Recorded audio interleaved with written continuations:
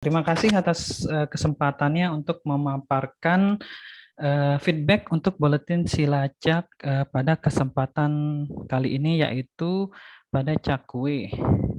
Yang perkenalkan, nama saya adalah Raja Fatur Rahim. Sekali lagi, saya merupakan salah satu tim analis data untuk Silacak. Nah, pada kesempatan ini saya akan menyampaikan feedback tentang materi buletin Silacak. Nah, pada kali ini, tim analisis berfokus kepada data-data yang ada pada Silacak karena tim ini baru terbentuk dan efektif melakukan kegiatan analis data pada awal tahun ini, sehingga mumpung masih awal tahun ya ini Bapak Ibu, tepatnya masih di bulan Januari, mungkin dari awal kita perlu untuk menganalisis semua data-data yang masuk dan untuk mengevaluasi data yang ada sekarang. Nah, evaluasi ini mungkin akan diperlukan atau dibutuhkan untuk bulan-bulan selanjutnya, sehingga data yang ditampilkan pada Silacak ini mungkin lebih efektif dan efisien. Nah, fungsi dari analis data sendiri untuk Silacak ini ya adalah untuk menjaga kualitas data yang masuk pada sistem Silacak ini, sehingga data ini terbebas dari sampah maupun data-data yang salah maupun data yang tidak penting, sehingga data yang ditampilkan merupakan data yang sesuai dengan data yang di lapangan, data yang memang real time, dan itu merupakan harapan kita semua dan udah diketahui semua oleh kita bahwa Silacak ini digunakan untuk kebijakan dalam penentuan leveling. Salah satu indikator yang digunakan untuk leveling daerah di Indonesia. Dan oleh karena itu, data yang pada Silacak ini memang harus benar-benar terbebas dari segala macam anomali maupun sampah yang ada. Nah, selanjutnya ini adalah data Januari tahun 2020, yaitu merupakan data kontak erat dan kasus konfirmasi serta persentasi kasus konfirmasi yang dilacak kontaknya. Dan dapat dilihat bahwa pada bulan Januari saja sudah datanya berjumlah 3.272 71 data dengan kontak erat sebanyak 22.004 data. Nah, dari kita lihat bahwa persentase kasus yang dilacak hanya sekitar 61,5%. Ada sekitar 39,5% yang tidak dilacak kontaknya.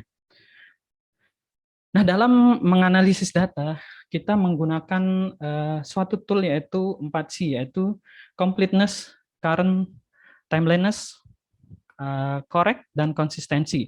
Di mana completeness adalah kelengkapan dari data tersebut, seperti misalnya KK dilacak KE dan pemantauan KE diselesaikan baik itu dalam 5 hari dengan menggunakan entry dan exit test maupun 14 hari tanpa menggunakan entry dan exit test. Untuk current atau timeliness ini berkaitan dengan ketepatan waktu, misalnya data backdate atau yang dimasukkan belakangan. Nah, correctness adalah ketepatan data atau validasi yang masuk ke sistem, dan konsistensi adalah gimana data itu konsisten dan tidak ada duplikat ataupun double pada data tersebut. Nah, data pada Januari 2022 ini untuk kontak erat yang selesai pemantauan ini termasuk kategori completeness pada data, ditemukan lebih dari 22.004 kontak erat. Nah, tapi data yang persentase yang selesai pemantauan untuk kontak erat itu hanya sekitar 15,4%. Ini masih jauh sekali dari kontak erat yang ada, atau sekitar 300 sampai 400 kontak erat yang selesai pemantauan dari 22.000 kontak erat yang ada. Nah, permasalahan selanjutnya adalah dari timeliness atau current atau ketepatan waktu. Nah, permasalahan ini adalah pada backdate. Seperti contoh di samping, banyak daerah yang input data backdate, ini berdasarkan dari kebutuhan daerah tersebut, dan data backdate yang terlihat dari data tanggal register unitnya, kapan yang diinput, tapi di tanggal lainnya mundur dari tanggal penginputan. Seperti contohnya di samping tersebut. Selanjutnya adalah korek dan konsisten data. Untuk korek data, contohnya adalah tanggal wawancara KI, misalnya tanggal 10 Januari 2022, tanggal hasil lab keluar tanggal 9. Nah, pada tanggal kontak dengan kasus konfirmasi adalah tanggal 10, ini merupakan tanggal default untuk dari sistem. Nah, tanggal ini seharusnya diganti, di mana tanggal kontak dengan kasus konfirmasi ini adalah sebelum dilakukannya, sebelum didapatkannya hasil lab, yaitu tanggal 9 Januari. Nah, kebanyakan data yang eh, salah atau data yang tidak tepat adalah tidak diganti untuk tanggal kontak dengan kasus konfirmasi, yaitu tetap tanggal 10. Nah, sehingga Bapak Ibu sekalian memang harus merubahnya, itu harus memperhatikannya. Nah, konsistensi adalah data yang terisi terutama pada mandatori. Nah, ini harus diisi ya kalau yang data mandatori ya. Kalau tidak, anomalinya akan berupa ada kepemilikan dan jumlah KI yang tidak tercatat pada keterangan. Nah, kemarin kejadian ini sempat terjadi pada awal bulan lalu karena skripnya tidak jalan. Nah, sehingga perlu dilakukannya pengisian secara manual agar rasio KI per KK-nya keluar. Nah, berikut adalah contoh kasus konfirmasi dengan ketepatan data yang benar, yaitu yang sebelah kiri atas merupakan suatu kasus konfirmasi di mana tanggal lab hasil keluarnya tanggal 7 dan wawancaranya tanggal 10 ini sudah dirubah ya. Nah, yang salah itu adalah yang sebelah kiri bawah, yaitu belum diubah tanggal kontak dengan kakaknya, yaitu tanggal wawancaranya masih sama dengan tanggal kontak dengan kasus konfirmasi. Nah, sementara yang benar itu adalah yang sebelah kanan, yaitu di mana hasil lab keluarnya tanggal 7 dan tanggal kontak dengan konfirmasinya itu tanggal 5. Nah, ini merupakan juga salah satu contoh dari data yang tidak benar dan tidak konsisten, di mana data mandatorinya tidak terisi, data hasil labnya juga tidak terisi.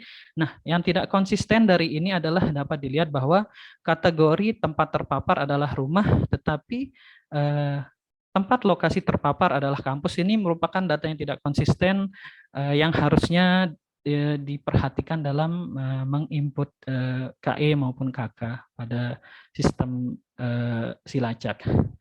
Nah, selanjutnya adalah korek lagi, yaitu ingin memasukkan data backdate pada kasus reinfeksi. Tidak dilakukannya add new, hanya reopen saja, sehingga menyebabkan satu event dari kasus terdiri dari beberapa tanggal yang berbeda, yang signifikan kelihatan bila dia kasus yang konfirmasi di bulan Januari 2002 dan sebelumnya pernah menjadi kasus juga di Juli 2021. Jadinya datanya itu tidak di add new, jadinya hanya di reopen saja, sehingga data yang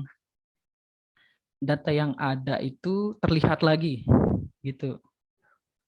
Itu merupakan yang tidak benar, jadi harusnya dilakukannya add new untuk data reinfeksi gitu. Ini adalah beberapa contoh kasus yang ditemukan oleh tim analisis dan problem solvingnya bagaimana yang kita lakukan selama ini.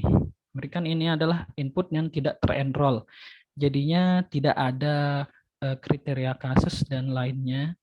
Nah, ini caranya kita harus konfirmasi ke HD dan PJTLI. Nah, selanjutnya adalah double kasus kriteria. Ini mungkin diteruskan ke HD dan di re-input ulang. Dan selanjutnya adalah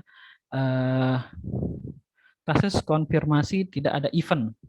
Bisa dilihat bahwa dia ada kontak eratnya tapi tidak ada eventnya, jadinya ditambahkan event dan dilengkapi kriteria kasusnya setelah menghubungi PJTLI maupun HD. Selanjutnya adalah jumlah KE yang tidak ada terisi di stage, jadinya diisi manual, maupun begitu di bawahnya adalah double KE pada ini merupakan KE-nya yang sama, double gitu. Nah, ini harus dilaporkan ke PJTLI dan dihapus salah satunya. Nah, yang ini merupakan salah satu kasus KE yang tidak terpantau. Ini data yang diambil pada tanggal 18, tetapi pada tanggal ini tanggal 14 dan tidak ada progres hari pemantauan sama sekali.